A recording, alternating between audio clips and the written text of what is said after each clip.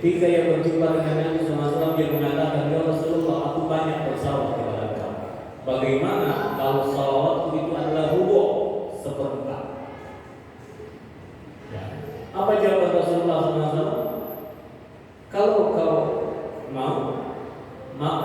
Fazid, tambahkan lagi.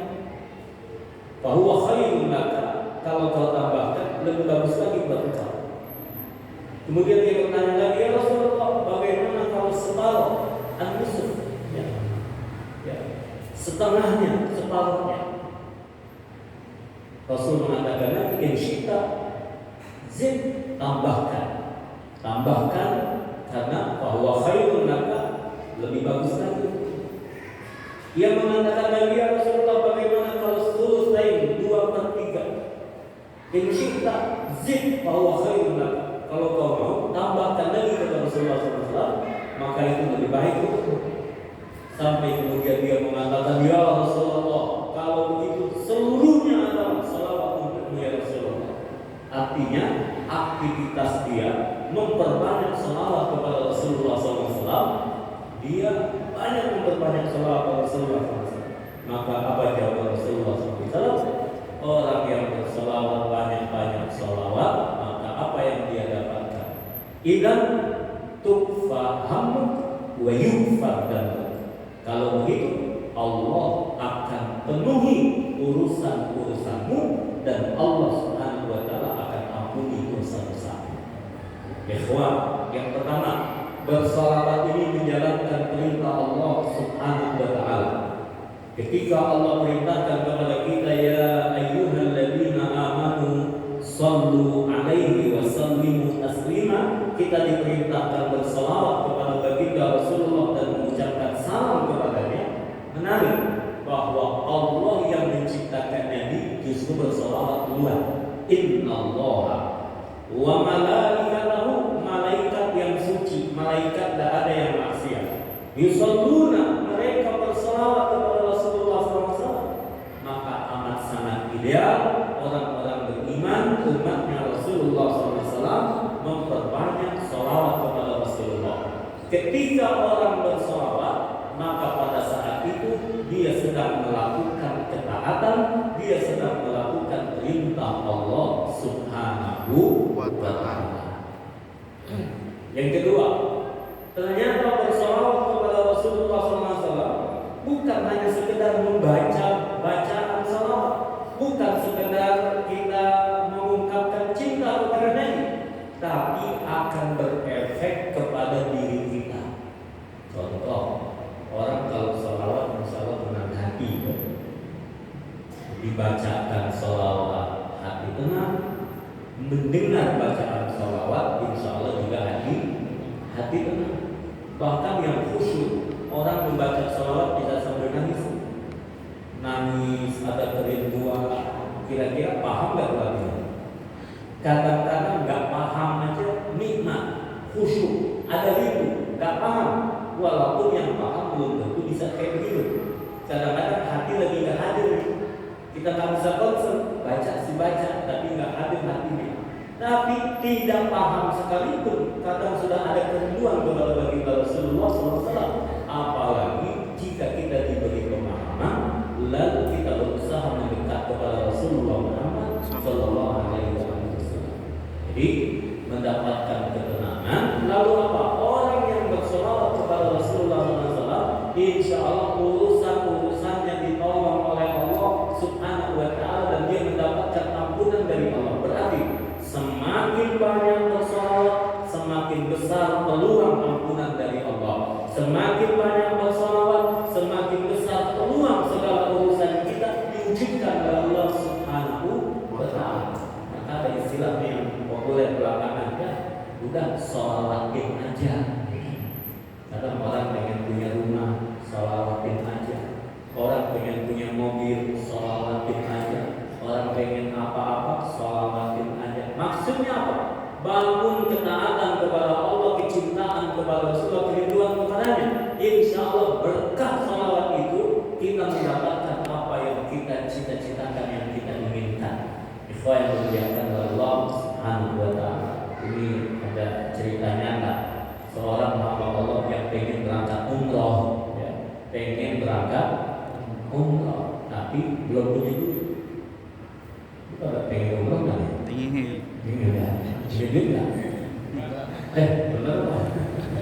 Insya Allah mudahkan semuanya. Gitu.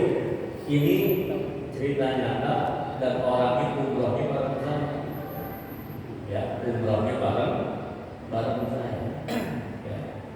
Jadi dia bisa berangkat umroh lantaran apa? Yang pertama, ada orang dia diminta nyetirin mobil, ada seseorang yang mau berangkat umroh pelatihan manasik, jadi nganterin orang latihan manasik umroh.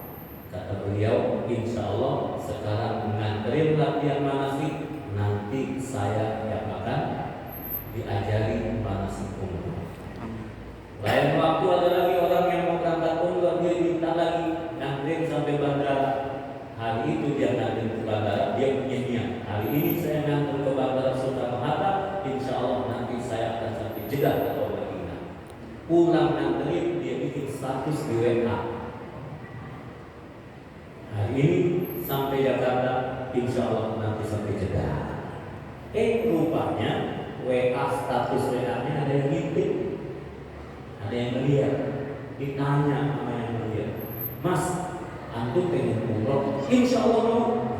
Karena memang pernah diajarin sama orang, pokoknya kalau kebaikan ditanya, jawab aja, iyain aja dulu.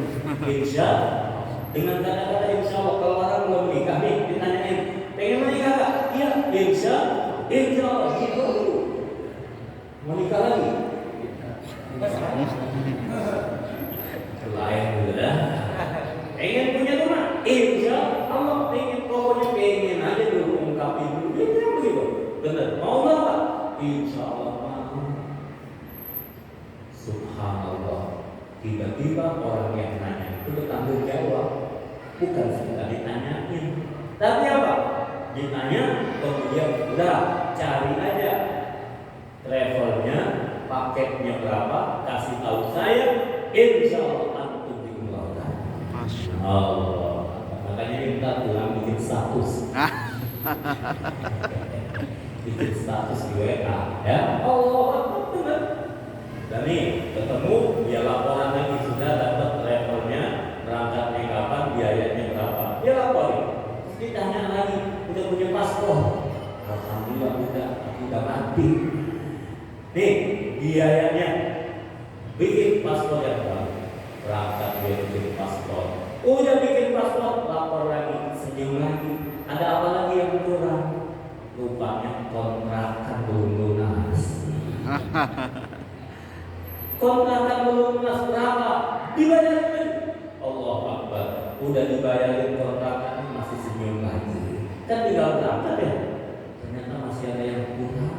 Anaknya belum lunas bayaran sekolah, dikasih lagi. Allah Akbar.